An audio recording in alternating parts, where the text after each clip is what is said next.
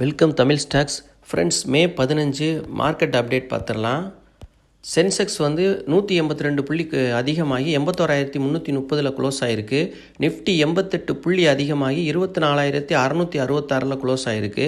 Nifty bank 139 புள்ளி குறைஞ்சு 54,801 close ஆகிருக்கு. சிங்கப்பூரில் ட்ரேட் ஆகிற கிஃப்ட் நிஃப்டி 67 புள்ளி அதிகரித்து 24,782 க்ளோஸ் ஆகிருக்கு. டவ் ஜோன்ஸ் 86 புள்ளி குறைஞ்சு 42,051 இருக்குது. நாஸ்டாக் 136 புள்ளி அதிகரித்து 0.72% அதிகரித்து 19,146 இருக்குது. அப்புறம் வெனஸ்டே 14 நம்ம ஃபாரின் இன்ஸ்டிடியூஷனல் இன்வெஸ்டர், அதாவது வெளிநாட்டு முதலீட்டாளர்கள் 931 கோடிக்கு வாங்கியிருக்கிறாங்க. உள்நாட்டு முதலீட்டாளர்கள் டொமஸ்டிக் இன்ஸ்டிடியூஷனல் இன்வெஸ்டர் 316 கோடிக்கு வாங்கியிருக்கிறாங்க. அப்புறம் அமெரிக்க டாலருக்கான இந்திய ரூபாயோட மதிப்பு ஸ்டேபிளாக இருக்குது, 85.27 பைசாவாக இருக்குது. குருடாயில் ஸ்டேபிளாக இருக்குது, எந்த மாற்றமும் இல்லை, 5,417 விற்பனை ஆகிக்கிட்டு இருக்கு. நேச்சுரல் கேஸ் ஸ்டேபிளாக இருக்குது, 299 புள்ளியில். அப்புறம் கோல்டு அதுவும் ஸ்டேபிளாக இருக்குது, எதில் எந்த மாற்றமுமே இல்லை, 92,270. ஆனால் நல்லா இறங்கி கீழே வந்திருக்கு, வாங்குறதுக்கு முதல் வாய்ப்பு இதுதான். சில்வர் 95,420 இருக்குது, ஸ்லைடாக நெகட்டிவ் 46 புள்ளி. அப்புறம் மே 15 ஆடிட்டிங் ரிசல்ட்டு, அப்புறம் டிவிடெண்ட் அறிவிக்கக்கூடிய சில கம்பெனிகளை பார்ப்போம். Important company JSW energy audited result அறிவிக்கிறாங்க, கூடவே டிவிடெண்டும் அறிவிக்கிறாங்க. அப்புறம் PB ஃபின்டெக் பாலிசி பஜார் நிறுவனம் நினைக்கிறேன், ஆடிட்டிங் ரிசல்ட் அறிவிக்கிறாங்க 15 May Q4 result. Abbott India auditing result அறிவிக்கிறாங்க, கூடவே ஃபைனல் டிவிடெண்டும் அறிவிக்கிறாங்க மே 15 இன்னைக்கு. அப்புறம் மே 15 இன்னைக்கு டியூப் இன்வெஸ்ட்மெண்ட்டு ஆடிட்டிங் ரிசல்ட் அறிவிக்கிறாங்க, கூடவே ஃபைனல் டிவிடெண்டும் அறிவிக்கிறாங்க. Cochin shipyard auditing result, final dividend May 15. ITC hotel auditing result அறிவிக்கிறாங்க, Q4 ரிசல்ட்டு. அப்புறம் காத்ரேஜ் இண்டஸ்ட்ரீஸ் ஆடிட்டிங் ரிசல்ட் அறிவிக்கிறாங்க, ஃபைனல் டிவிடெண்ட் அறிவிக்கிறாங்க. மற்ற செய்திகளும் இருக்குது இன்றைக்கி காத்ரேஜ் இண்டஸ்ட்ரீஸில். 14 இம்பார்ட்டன்ட் நியூஸ் பார்த்துடலாம். மத்திய அமைச்சரை ஒப்புதல் அளிச்சிருக்கு. HCL டெக் அப்புறம் தைவானிய மின்னணு நிறுவனமான ஃபாக்ஸ்கான் இடையேயான கூட்டு முயற்சியில் ஒரு புதிய செமிகண்டக்டர் உற்பத்தி ஆலைக்கு ஒப்புதல் அளிச்சிருக்கு. செமிகண்டக்டர்னால் குறை கடத்தி. இந்த வசதி உத்தரப்பிரதேசம் எக்ஸ்பிரஸ்வே தொழில்துறை மேம்பாட்டு ஆணையம் பிராந்தியத்திற்குள் அமைக்கப்படும். அப்புறம் இப்போ செமிகண்டக்டர்னால் என்னான்னு நம்ம மேலோட்டமாக பார்த்துருவோம். மின் கடத்தும் பொருளுக்கும் மின் கடத்தாத பொருளுக்கும் இடையில் உள்ள மின் கடத்து திறன் கொண்ட ஒரு பொருள். அப்புறம் இது என்னென்னத்துக்கெலாம் பயன்படுதுன்னு பார்த்தீங்கன்னா, கார்களில் அதிகமாக பயன்படுது, mobile, smart watch, washing machine, digital displays, அப்புறம் எல்லா எலக்ட்ரானிக் ஐட்டம்ஸ்லையும் இது பயன்படுது. இதில் முக்கியமாக சொல்லப்போனால் கார்களுக்கு ரொம்ப முக்கிய பங்கு வகிக்குது. இது 3,700 கோடி முதலீட்டில் இந்த ஆலையை ஒவ்வொரு மாதமும் 20,000 வேஃபர்களை பதப்படுத்தும் திறன் கொண்டதாக இருக்கும்னு சொல்லியிருக்கிறாங்க. இது மாதத்திற்கு 36 மில்லியன் யூனிட்டுகளை உற்பத்தி செய்ய போகுது. இது கார்களுக்கு பார்த்திங்கன்னா 1000லேருந்து 3000 வரைக்கும் இந்த சிப்பு தேவைப்படும் ஒரு காருக்கு. அப்போ இது எவ்வளோ இம்பார்ட்டன்ட்னு நீங்கள் பார்த்துக்குங்க. இது தட்டுப்பாடு ஏற்பட்டால் உலகம் ஃபுல்லாக எலக்ட்ரானிக் பொருட்கள் டோட்டலாக டிமாண்ட் ஆயிரும். முக்கியமாக கார்கள் உற்பத்தியே பண்ண முடியாத அளவுக்கு டிமாண்ட் ஆயிரும். இதை நம்ம ஒரு வீடியோவில் விரிவாக பார்ப்போம், செமிகண்டக்டர்னால் என்னன்னு. அப்புறம் இது அமெரிக்காவுக்கு எதிரான ஏற்றுமதி தடைகளை 14 மேலேருந்து 90 நாட்களுக்கு நிறுத்தி வச்சிருக்கு சைனா. 28 அமெரிக்க நிறுவனங்களுக்கு பயன்படுத்தப்பட்ட இராணுவ பயன்பாட்டு பொருட்கள், தொழில்நுட்பங்கள், சேவைகள் தொடர்பான ஏற்றுமதி கட்டுப்பாடுகளை நிறுத்தி வைக்கிறது. 2 நாடுகளுக்கும் பொருட்களின் வரிகளை தற்காலிகமாக குறைக்க ஒப்புக்கொண்ட, அதாவது அமெரிக்காவுக்கும் சைனாவுக்கும் 2 நாடுகளுக்கும் பேச்சுவார்த்தை நடந்ததில் தற்காலிகமாக வரிகளை குறைக்கிறதுக்கு ஒப்புக்கொண்ட காரணத்தினால சில நாட்களுக்கு பிறகு இந்த அறிவிப்பு வந்திருக்கு. அவங்க ஒப்புக்கிட்டதுனால அமெரிக்கா ஒப்புக்கொண்டதுனால இந்த மாதிரி சொல்லியிருக்கிறாங்க. 90 நாளைக்கு நாங்கள் நிறுத்தி வைக்கிறோம் அந்த பழிவாங்கும் நடவடிக்கைன்னு சொல்லியிருக்கிறாங்க. சீனா அதன் பழிவாங்கும் எதிர் நடவடிக்கையை இடைநிறுத்தி வைக்க உறுதி செய்துள்ளது. இது முதலீட்டாளர்களுக்கு ரொம்ப நிம்மதி ஏற்படுத்தியிருக்கு. இது ஒரு பெரிய பிரச்சனையாக இருந்துச்சு உலகத்தில், இப்போ இதுக்கு ஒரு முடிவு வந்திருக்கு. அப்புறம் நம்ம பாகிஸ்தானுக்கு எதிராக இந்திய இராணுவம் நடத்திச்சு சிந்தூர் ஆப்ரேஷன், ரொம்ப அருமையான ஒரு வெற்றியை நம்ம பெற்றோம். இதில் கர்னல் ஷோஃபியா குரைஷின்றவங்க முக்கிய பங்கு வச்சாங்க. ஒரு பெண் இவங்க. மத்திய அமைச்சர் விஜய் ஷா அவர் ரொம்ப அவதூறாக பேசியிருக்கிறார். மத ரீதியாக இவங்களை தாக்கி பேசியிருக்கிறாரு. பாகிஸ்தானின் சகோதரின்னு சொல்லியிருக்கிறாரு. அவங்க இந்தியாவுக்காக உறுதியாக நின்று நம்மளை பாதுகாக்கிறதுக்காக இராணுவத்தில் இருந்த ஒரு உச்சபட்ச தலைவர். அவங்கள இந்த மாதிரி பேசி கருத்து வெளியிட்டிருக்காரு இந்த விஜய் ஷா. இவர் மீது எஃப்ஐஆர் பதிவு செஞ்சுருக்கு உயர்நீதிமன்றம். உடனடியாக கடுமையான நடவடிக்கை எடுக்கணும்னு சொல்லியிருக்கு. எடுப்பாங்களான்னு தெரியல. ஏன்னா இந்தியாவின் ஒற்றுமையை சீர்குலைக்கிற மாதிரி பேசியிருக்கிறாரு. இப்போ இவர் இந்த மாதிரி பேசும்போது மற்ற நாட்டில் உள்ளவங்க எப்படி பார்ப்பாங்க? ஒரு சமூகத்தை குறித்து இந்த மாதிரி பேசியிருக்கிறாரு. அதுவும் ஒரு சாதாரண மனிதன் பேசிட்டா பரவாயில்ல. ஒரு பிஜேபியில் இருக்க உயர்ந்த மத்திய அமைச்சராக இருக்கிறவர் பேசியிருக்கிறாரு. இதற்கு நடவடிக்கை கடுமையாக எடுப்பாங்கன்னு நம்ம எதிர்பார்க்கலாம். இது சிந்தூர் ஆப்ரேஷனில் இவங்க முக்கிய பங்கு வகித்தாங்க. இந்த மாதிரி பெண்கள் இராணுவத்தில் வர்றதே பெரியது. அவங்கள நம்ம என்கரேஜ் பண்ணணும்.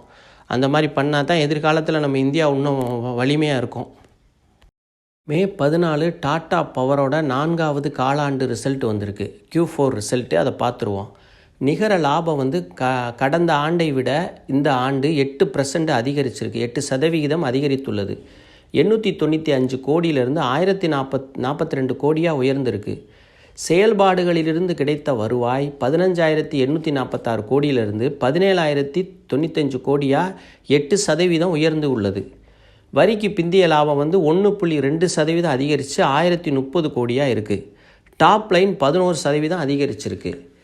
உற்பத்தி, தொழில்நுட்ப மேம்பாடு மற்றும் புதுப்பிக்கத்தக்கவை உள்ளிட்ட முக்கிய வணிகங்களில் வலுவான செயல்திறனை பின்னணியில் எபிட்டா 14% உயர்ந்து 3,829 கோடியாக இருக்குது. இப்போ பார்த்தீங்கன்னா EBITDA earning before interest, taxes, depreciation and amortization. இதோட தமிழ் அர்த்தம் பார்த்திங்கன்னா வரிகள், வட்டிகள், தேய்மானம், கடன், தவணை செலுத்துதல் ஆகிய செலவினங்கள் கழிக்கப்படும் முன் உள்ள வருவாய். இதெல்லாம் கழிக்கிறதுக்கு முன்னாடி கம்பெனிக்கு வந்திருக்கும்ல, அந்த வருவாய் தான் இது எபிட்டா. அது 14% உயர்ந்திருக்கு. 3,829 கோடியாக இருக்குது. இதில் எல்லாத்தையும் கழிச்சிட்டாங்கன்னா தான் அந்த கடன், வட்டி, வரி, தேய்மானம் இதெல்லாம் கழிச்சாங்கன்னா தான் இது கம்பெனி எவ்வளோ ப்ராஃபிட் என்னான்னு கண்டுபிடிக்க முடியும். அந்த மாதிரி உள்ளதான் அந்த எபிட்டா. அப்புறம் நிதியாண்டு 25 டாடா பவருக்கு ஒரு அசாதாரணமான ஆண்டாக இருக்குது. ஏன்னு கேட்டால் நிறுவனாதான அனைத்து வணிக பிரிவுகளின் சிறந்த பங்களிப்புகளால் 5,000 கோடியை தாண்டி வரலாற்று சிறப்புமிக்க பேட்டை பதிவு செய்துள்ளது. PAT, ப்ராஃபிட் ஆஃப்டர் டேக்ஸ், வரிக்கு பிந்திய லாபம். அதை பதிவு செஞ்சுருக்கு 5,000 கோடியாக. இது வரலாற்று சாதனையாக முதல் முறையாக செஞ்சுருக்கு. அப்புறம் முதல் முறையாக ஒரு வருடத்திற்குள் புதுப்பிக்கத்தக்க எரிசக்தி 1 ஜிகாவாட்டை தாண்டி இருக்குது. 1 ஜிகாவாட்டை தாண்டிட்டோம் அப்படின்னு சொல்லியிருக்கு கம்பெனி. ஃபைனான்சியல் 26 2 ஜிகாவாட்டை இலக்காக கொண்டிருக்காங்க தாண்டதுக்காக. ஏற்கனவே 1 ஜிகாவாட்டை தாண்டிட்டாங்க. அடுத்த வருஷத்தில் 2 ஜிகாவாட்டை தாண்டதாக இலக்கு வச்சுருக்கிறாங்க. அப்புறம் கூரை சூரிய சக்தி வணிகம் உங்களுக்கு தெரியும். அந்த ரூஃப் டாப்பில் இது பண்ணுவாங்க. அது 5 லட்சத்திற்கு மேற்பட்ட இடங்களில் நிறுவியிருக்காங்க. 5 லட்சம் பார்த்துக்குங்க, 5 லட்சம் இடத்துல நிறுவியிருக்காங்க. மொத்தம் 3 ஜிகாவாட் திறன் கொண்டதாக இருக்குது. அப்புறம் தமிழ்நாட்டில் திருநெல்வேலி மாவட்டத்தில் உள்ள எங்கள் 3 ஜிகாவாட் செல் ஆனது இந்த ஆண்டில் 3,291 மெகாவாட் தொகுதி மற்றும் 846 மெகாவாட் செல்களை உற்பத்தி செய்து எங்கள் விநியோக பிரிவு வலுவான முடிவுகளை வழங்கியுள்ளது. நல்ல முன்னேற்றம். அதெல்லாம் ஒரிசா டிஸ்காம்களின் வரிக்கு பிந்தைய லாபம் 3 மடங்கு மற்றும் 43% உயர்ந்துள்ளது. ஒரிசாவில் உள்ள டிஸ்காம் அங்கே என்று தலைமை செயல்முறை அதிகாரி சின்ஹா கூறினார். அப்புறம் டிவிடெண்ட் ₹2.25 கொடுக்குறாங்க. ஜூன் மாதம் 20 எக்ஸ்டேட்டு. ஜூலை மாதத்தில் உங்களுக்கு பணம் கிடைக்கும்னு நினைக்கிறேன். அப்புறம் ஸ்டாக்கோட முழு விவரங்கள் பார்த்துருவோம். வருஷத்தோட ஹை 494 இருக்குது. லோ 326 இருக்குது. க்ளோஸ் ஆனது 396 நேற்று க்ளோஸ் ஆகிருக்கு. PE ratio 33. செக்டார் PE வெறும் 27 தான். Book value 3.77 time. அதாவது ₹105 தான் புக் வேல்யூ. 3.25 டைம் அதிகமாக இருக்குது. 3 தடவைக்கு மேலே அதிகமாக இருக்குது. அப்புறம் மார்க்கெட் கேபிட்டல் 1,26,839 கோடி. கன்சிடர் பண்ணுற ரேட்டு பார்த்திங்கன்னா 360க்கு கன்சிடர் பண்ணலாம், 330க்கு கன்சிடர் பண்ணலாம். வேல்யூஷன் ரொம்ப ஹையாக இருக்குது. அப்புறம் 420 வரை நம்ம இது என்ன செய்வாங்கன்னா இந்த பங்கை பற்றி நம்ம சொல்லலாம். இப்போ ரிசல்ட் வந்தோடனே ரிசல்ட் மிதமான ரிசல்ட்டாக தான் இருக்குது, மாடரேட்டாக இருக்குது. ரொம்ப பிரமாதம்னு சொல்ல முடியாது, அந்த மாதிரி இருக்குது. ஆனால் மோசம்னு சொல்ல முடியாது, மிதமாக இருக்குது. இப்போ இந்த ரிசல்ட்டை வச்சு என்ன பண்ணுவாங்கன்னா பங்கு விலையை ஏற்றுவாங்க. ஏற்றி கொண்டு போய் ஒரு 430, 440, 450 கூட போகலாம், நம்ம சொல்ல முடியாது. அந்த மாதிரி கொண்டு போகிறப்ப இந்த சின்ன சின்ன இன்வெஸ்டர்லாம் என்ன பண்ணுவாங்கன்னா ஆஹா ஓஹோன்னு டாட்டா பவர், இந்த பவர் இல்லாமல் உலகமே இயங்காது, அதெல்லாம் உண்மை தான்.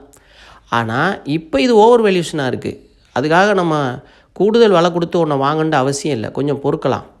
அப்போ 420 இதை என்ன பண்ணுவாங்கன்னா உயர்த்தி கொண்டு போய் 450 மாதிரி கொண்டு போகும்போது சின்ன சின்ன இன்வெஸ்டர் போய் எல்லாம் போய் உள்ளே போய் வாங்கி வச்சு உட்காந்துருப்பாங்க. எப்போ இருந்து? இப்போ 400 இருக்குது, இப்போயே வாங்க ஆரம்பிச்சிருவாங்க. வாங்கி வாங்கி வாங்கி வாங்கி வாங்கி குட்டி குட்டியாக மீன் இருக்கிற மாதிரி அவ்வளோ பேர் வாங்கி வச்சு உட்காந்துருப்பாங்க. ஒரு பெரிய திமிங்கலம் வந்து மொத்தமாக முழுங்கிட்டு போய்கிட்டே இருக்கும்.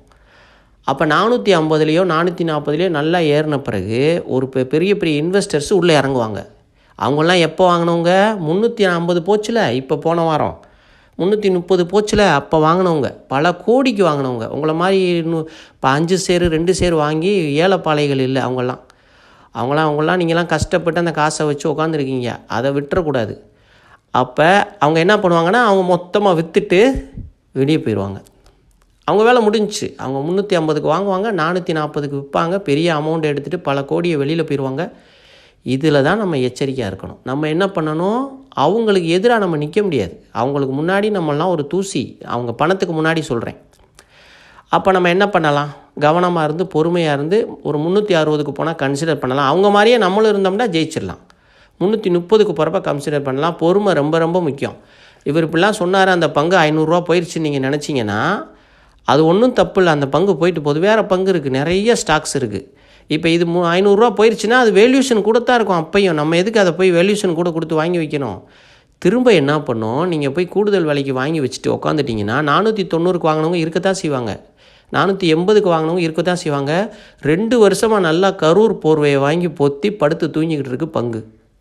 360, 400, 330, 400, 380, 410 இப்படியுமா போய்கிட்டு இருக்கு. நல்லா கரூர் போர்வையை வாங்கி பொத்தி தூங்கிக்கிட்டு இருக்குதுன்னு சொல்லலாம். இது எப்போ எந்திரிச்சு வரும்னு நம்ம சொல்ல முடியாது. வேல்யூஷன் குறையணும், இன்னும் சீப் ஆகணும், கம்பெனி லாபம் இன்னும் இன்க்ரீஸ் ஆகணும். ஆனால் எதிர்காலத்தில் அருமையான பங்கு இது, இதையும் விட்டுறக்கூடாது. டாட்டா வரிசையில் நம்ம வரிசையாக பார்த்துக்கிட்டு வர்றோம். நம்ம முக்கியமான பங்குகளை மட்டும் பற்றி தான் பேசுவோம், எல்லா பங்கையும் பற்றி பேச மாட்டோம். ஏன்னு கேட்டால் தேவையில்லாத நஷ்டத்தில் உள்ளது, ஒன்றுமே பெறாமல் பொதுமக்கள் ஏமாந்துடுற மாதிரி பங்குகள்லாம் நம்ம பேசுகிறதில்ல. இதெல்லாம் நாட்டுக்கு ரொம்ப முக்கியமான ஒரு நிறுவனம். பவர் இல்லாமல் உலகமே இல்லை. அப்போ இதுதான் இதோட விஷயம். நீங்களும் சொந்தமாக யோசித்து முடிவெடுங்க. இது என்னோடய கருத்து தான். அதனால் நீங்களும் போய் கூட்டத்தோடு சேர்ந்து மொத்தமாக உங்களை அங்கேயே விட்டுட்டு உங்களை நான் எல்லாரையும் கூட்டு போய் ஒரு இடத்துல உச்சத்தில் உட்கார வச்சுட்டு அவங்க வந்துடுவாங்க இறங்கி. நீங்கள் மேலேருந்து இறங்கி விட முடியாமல் தவிப்பீங்க. இதுதான் நிலமை. இதை எக்ஸாம்பிளுக்கு நான் சொல்கிறேன். இவ்வளோ நேரம் வீடியோ பொறுமையாக பார்த்ததுக்கு ரொம்ப நன்றி. ஆதரவளித்த சப்ஸ்கிரைப் செய்த அனைத்து நல்ல உள்ளங்களுக்கும் ரொம்ப ரொம்ப நன்றி. நான் இதை மலேசியாவில் இதை இந்த இதை எடிட் பண்ணிக்கிட்டு இருக்கேன். இந்த வீடியோவை மலேசியா டைம் 4 மணிக்கு தொடங்கினேன். இந்தியாவில் அப்போ மணி 1:30.